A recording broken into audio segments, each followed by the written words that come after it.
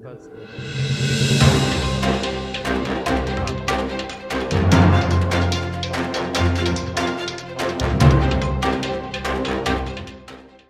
gerbiami žiūrovai. Pastaraisiais mėnesiais daug darbo kliūva policijos pareigūnams. Bet ne vien tik apie policijos darbą, o apie kriminogeninę padėtį, kokia ji buvo praėjusiais metais Alytuje. Mes šiandien kalbėsime su Alytaus apskrities vyriausiojo policijos komisariato komunikacijos poskyrio vedėja Kristina Janulevičienė. Labadiena. Labadiena. Gerbiama Kristina, pirmiausia, tai kaip gyvena policijos bendruomenė? Kaip ir minėjau, iš tikrųjų paskutiniu metu jai tenka labai daug darbo. Iš tikrųjų gyvename darbingomis nuotaikomis ir tai jau tęsiasi visus metus. Tu išvesim karantino metus ir pandemijos metus, švesim, čia taip kabutėse švesim. Tai nuotaikos darbingos, bet mes tikimės, kad jau tuoj galėsime gyventi daug laisviau. Tas karantinas buvo labai daug spėlionių, kaip jis gali keisti mūsų gyvenimą ir tuo pačiu, kiek gali pakeisti kriminogeninę padėtį ir kiek jį keitėsi iš tikrųjų. Tai to ir noriu jūsų klausti, kokie buvo praėjusiai metai Alytaus apskrityje. Tai jeigu kalbant apie praėjusius metus ir lyginti jų su 2019 metais, tai kriminogeninė situacija truputėlį keitėsi, buvo mažėjimas nusikalstamų veikų užregistravimo, tačiau jos keitėsi ir persimetė į kitas vietas, tai padaugėjo smurto artimoje aplinkoje atvejų, tačiau sumažėjo atvejų viešose vietose, kada nusikalsdavo žmonės. Na ir vėlgi, tai galime teikti, kad tai įtakojo karantinas, kadangi daug laisvalaikio leidimo vietų užsidarė, tai viešose vietose tų nusikaltimų mažėjo, tačiau nusikaltimai persikėlė į artimą aplinką. Tai kai sako būtent kai kurie psichologai, ekspertai, ar ne, vis dėlto yra tam tikrų sąsajų greičiausiai dėl to uždarimo, kad smurta artimoje aplinkoje gali būti net ir daugiau, bet gal ne visi net ir kreipiasi. Taip, be abejo, kad galima teikti ir galima manyti, kad ne visi kreipiasi į policijos pareigūnus, tačiau smurto artimoje aplinkoje atvejų tikrai daugėjo ir jų buvo daugiau, nukentėjo nemažai ir nepilnamečių asmenų smurto artimoje aplinkoje atvejais. Vėlgi, tas smurto artimoje aplinkoje atvejų skaičius augo tikriausiai ir dėl to, kad alkoholis buvo vartojamas ne vienu atveju ir tokios nusikalstamos veikos dažniausiai būdavo padaromos, kai viena iš pusių būdavo neblaivi arba abidvi. Vagystės. Kaip čia viskas keitėsi, nes buvo labai daug nuogąstavimų, jog grįžtantis emigrantai ir tam tikra dalis būtent tų emigrantų, kurie, kaip žinia, niekam nepaslaptis, buvo savotiškai pabėgę į užsienį, gali būti, jog dabar vėl grįž ir tai padarys įtaką vagystėm.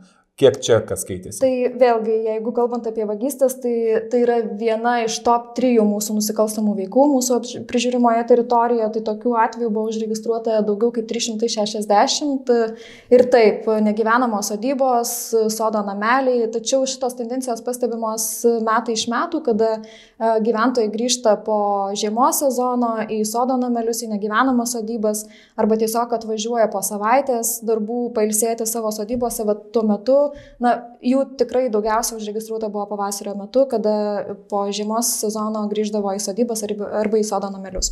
Tai nebūtų galima ar ne susėti, kad kažkoks tai efektas buvo grįžtančių, tikrai nenorim nieko išeisti tikrai emigrantų, bet būtent iš tiesų, buvo rodoma ir per televizijos laidas, ta dalis emigrantų tikrai kėlė šiurpą kai kuriem, tai negalėtume susėti. Taip, negalėtume susėti, nes praeitų metų tendencijos rodo, kad kiekvienais metais po žiemos sezono vagysčių padaugėja, nes žmonės atvažiuoja ir negali sakyti, kad tai buvo žaibiškos vagystės arba tik to meto vagystės, tai gali būti per 3, per 4 mėnesius, kada nesilankė tose savo vietovėse.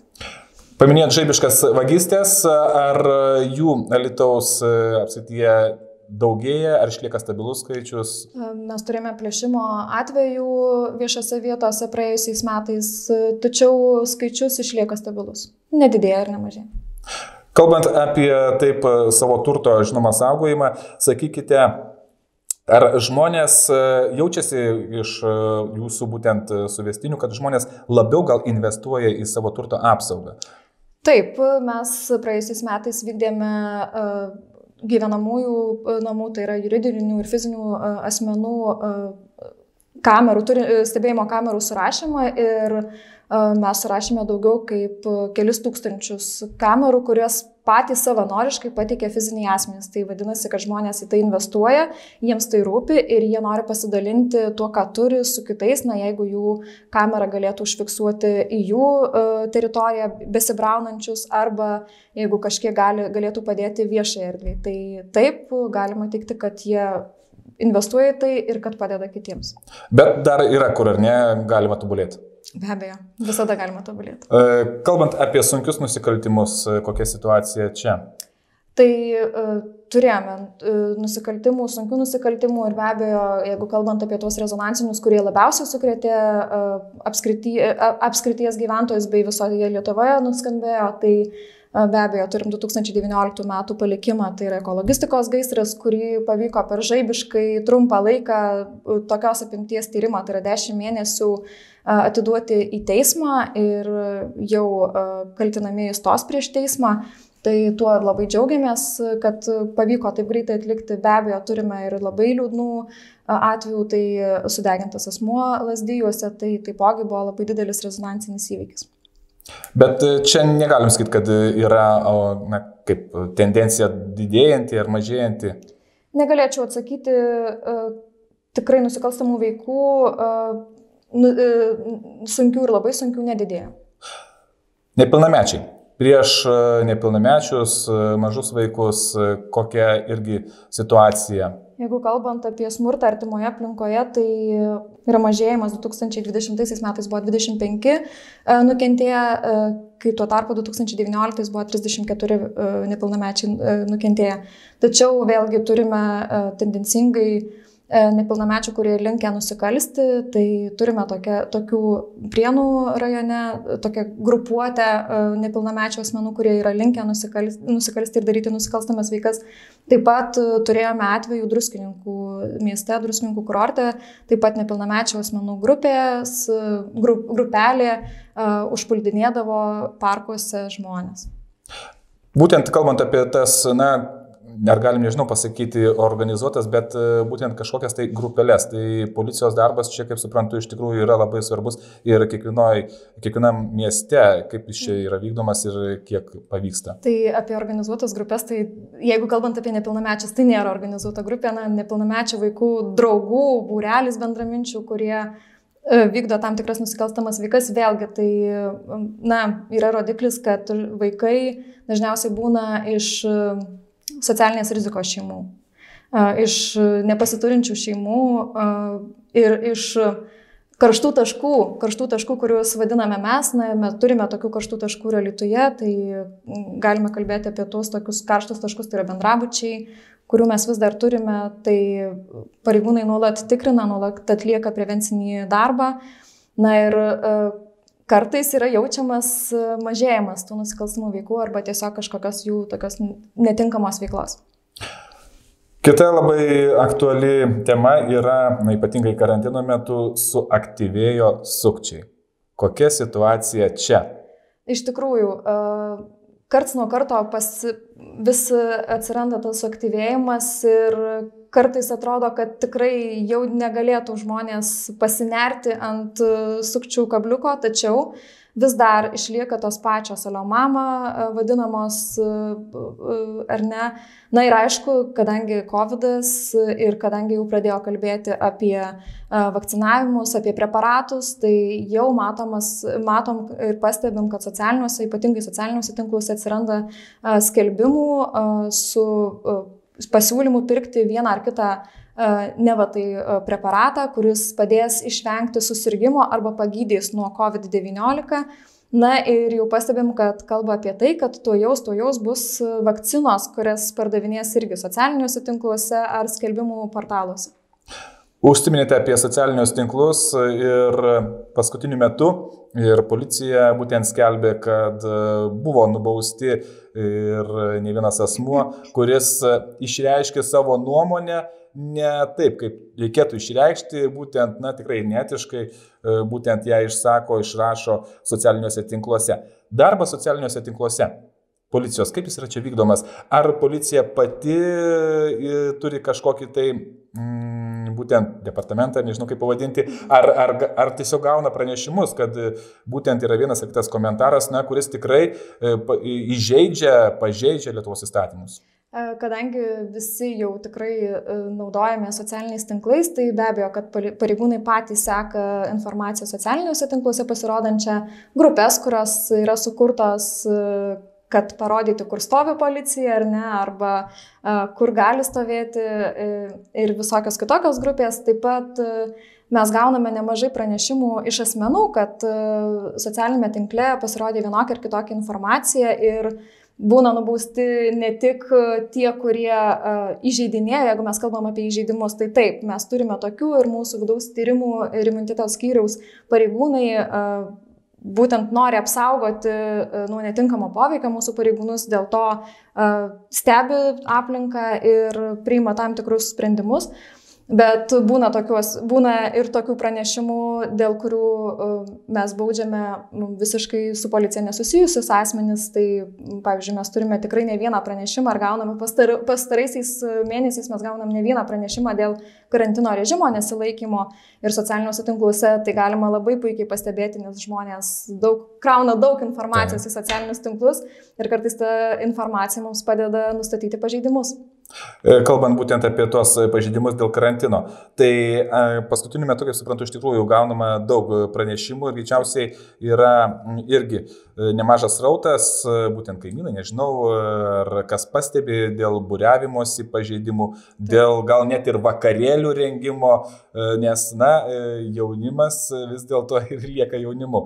Tai kokia situacija čia yra ir kaip pavyksta, aš įsivaizduoju, kad tikrai nelengva yra policijos darbuotojams nuvykus ir kartais net ir gal pakliūti į vieną ar kitą butą ar vieną kitą vietą. O taip, iš tikrųjų pranešimų gavom labai daug ir gaunam labai daug ir nubaustų yra tikrai daug, jeigu kalbėti apie tarp šventinį laikotarpį ar naujųjų metų sutikimo laikotarpį. Tai tų nubaustų Alytaus mieste buvo tikrai labai daug ir tai buvo dešimtimis nubaustų ir tikrai daug iškvietimų, nes vėlgi atsisukam į bendrabučiuose žmonės naudojasi bendromis patalpomis, eina vieni pas kitus, jie lyg viena bendruomenė, tačiau namų ūkiai juk skirtingi. Ir bendrabučiuose gyvenančių asmenų buvo nubausta tikrai labai daug ir be abejo, kad situacijos būdavo įvairios, visokios, nepatenkinti, neklausantis, nepaisantis pareigūnų reikalavimų, tai ir specialiosios tekdavo priemonės panaudoti. Tai tikrai buvo tokių daug, be abejo, policijos pareigūnai labai stebėjo ir visas sodybas, kurios teikia nuomos paslaugas. Tai keletas ir tokių atvejų buvo užfiksuota, kada buvo susirinkusios grupės šventė ir tai nebuvo tik jaunimas. Vadinasi, ir vyresnio amžiaus žmonės neatsispiria pagundom. Gerbiama Kristina, sakykit, kaip yra darbas vykdomas, kai policijai tenka reaguoti žaibiškai, greitai, o dabar yra daug policijos darbuotojų, kaip suprantu, iš tikrųjų paskirstyta po tam tikrus postus ar ne, savaitgaliais ypatingai. Ar užtenka tų pajėgumų? Iš tikrųjų, taip, darbas buvo sukomplektuotas taip, kad mums užtektų pajėgų, kad galėtumėm sureaguoti kuo greičiau ir kiekvienas ekipažas, kuris yra išsiųstas į teritoriją, kiekvienas ekipažas gali reaguoti ir reaguoja tas ekipažas, kuris yra tuo metu arčiausiai tos vietos. Grįžtant dar kitus praėjusius metus, tai ar mes galėtume išskirti, kurie, pavyzdžiui, mėnesiai buvo tokie karštesni, sunkesni, daugiau būtent pareikalavo policijos dėmesio? Tai iš karto galima sakyti, kad karantino pradžia, tai yra kovo-balandžio mėnesiai buvo tokie sunkesni, nes žmonės buvo nepripratę, nesuprato, kasgi čia įvyko, kodėl čia mus taip greit uždarė ir be abejo šventinis laikotarpis. Vasaros metu, kada buvo daug daugiau atleista ir kada buvo nuimta daug ribojimų, žmonės truputėlį pailsėjo, vasara, geras oras, saulė tikriausiai kėlė nuotaiką, tai tikrai buvo mažiau ir policijos pareigūnai galėjo truputėlį pailsėti. juokaujant, bet kovo balandžio mėnesį, kada tas karantino pati pradžia buvo, kada visi buvo pasimetę, kasgi čia vyksta, na ir be abejo metų pabaiga, kada jau visi pavargo, kada visi norėjo daugiau laisvės, kada jie norėjo susitikti su savo šeimomis, vėlgi čia buvo labai didelis iššūkis policijos pareigūnams. Jeigu imti mėnesį, kurios mėnesio dienos yra tos tokios opiausios, nes manau, kad irgi tai atsispindi. Be abejo, tai kiekvieno mėnesio vidurys, tai yra 10 diena, 15 diena, kada mokamos išmokos, pašalpos, pensijos, tuomet suaktyvėja neblaivių asmenų, tada suaktyvėja smurtas artimoje aplinkoje. Na ir be abejo, nenoriu nieko įžeisti, bet pilnatis kartais irgi daro savo. Tai turi ar ne įtaką? Tai turi įtakos mūsų darbe.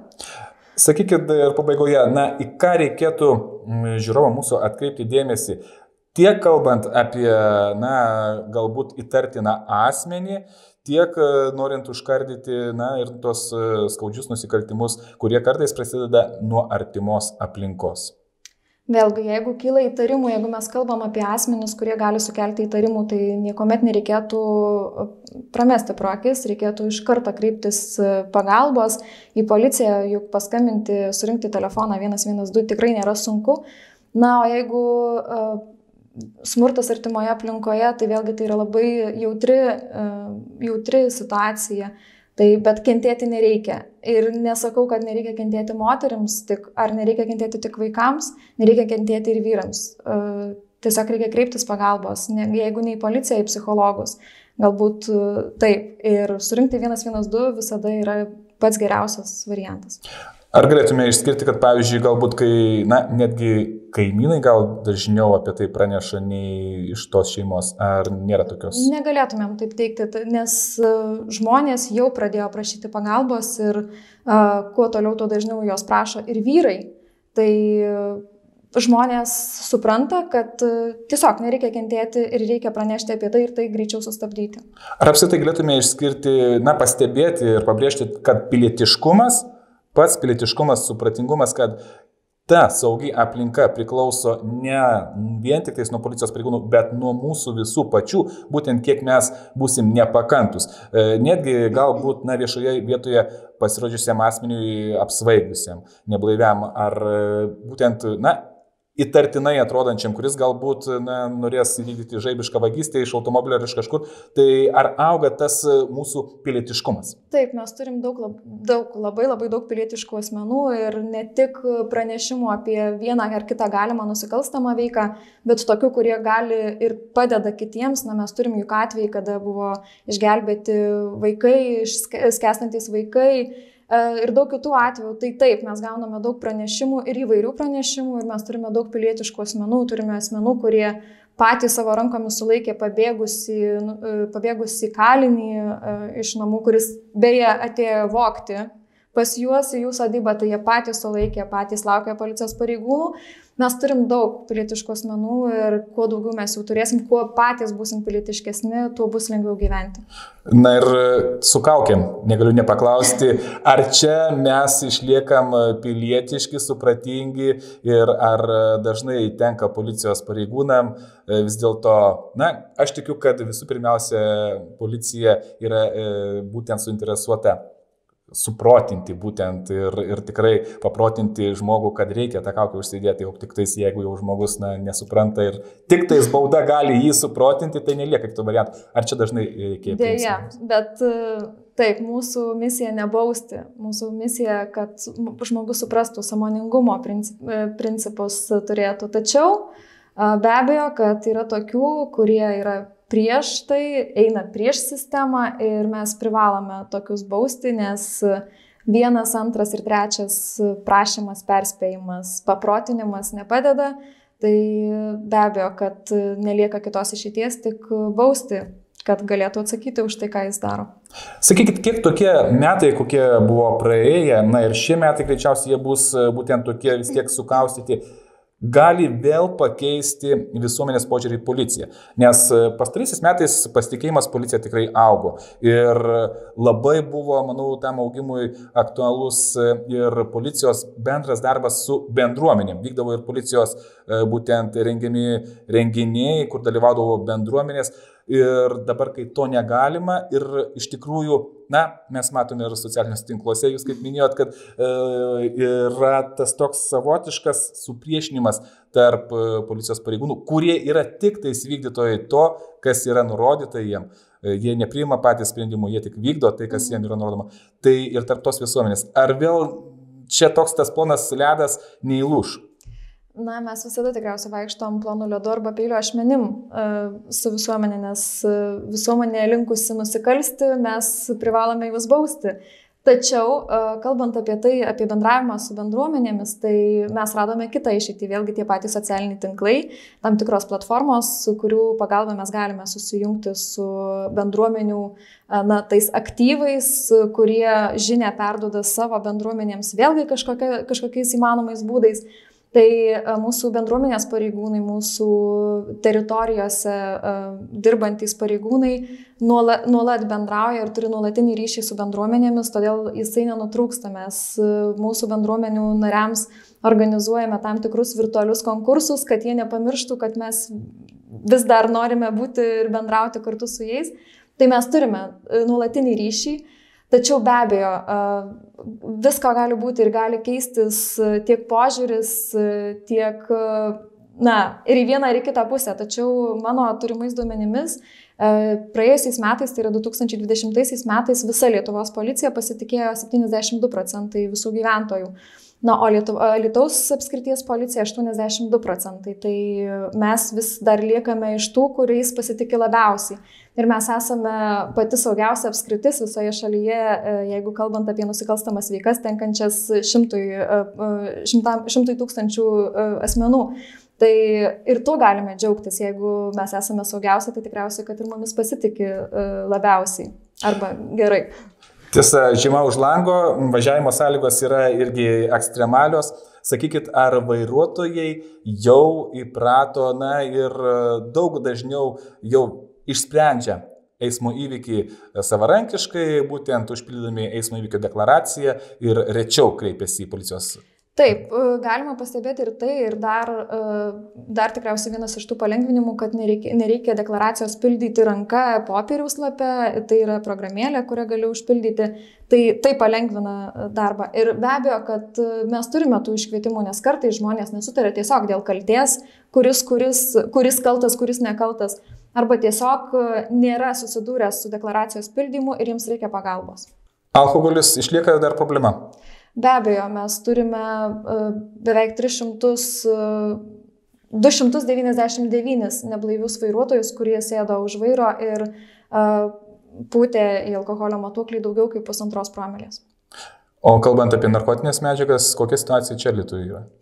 Taip, užfiksuojama tų atvejų, tačiau nei padidėjimo, nei pamažėjimo čia negalėtumėm rodyti. Toks stabili ta statistika šitoje srityje. Jeigu kalbėt apie kontrabandą, vėlgi čia irgi opus dalykas, nes pasienio, kaip būtų vis tiek ruožas, čia irgi kaip sekėsi. Mes turime, tačiau jeigu lyginant su 2019 metais, tai yra mažėjimas, tačiau nepamirškim, kad kontrabandos sritimi dar dirba ir Valstybės sienos apsaugos tarnybos pareigūnai.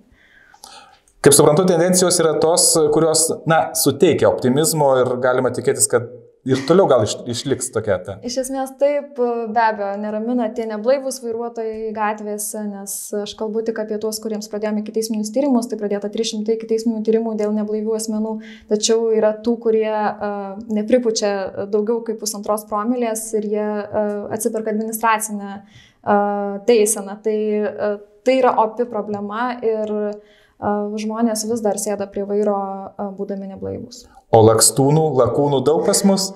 Lakūnų ir lakstūnų mes turime, be abejo, aš manau, kaip ir kiekviena apskritis jų turi, tačiau manau, kad tie trikojai ir vidutinio greičio matuokliai labai padeda ir labai pažaboja tą norą paskraidyti gatvėse ir keliuose. Ar Alytaus policijos komisariatas šiais metais turės dar pastiprinimo savo sferoje, automobilių parke? Kol kas negalėčiau atsakyti, tokių duomenų dar neturime. Bet aš linkiu būtent, kad pavyktų kuo mažiau bendrauti su tais, kurie pažeidžia kelių eismo taisyklės ir žinoma apskritai drumsčia visuomenės ramybę, o taip pat palinkėsiu žiūrovam būti pilietiškais ir visų pirmiausia, kaip jūs sakote, policija tai yra tie 3 žodžiai. Ginti, saugoti, padėti. Taigi, gerbėmieji, tai ir prisiminkime. Ačiū Jums.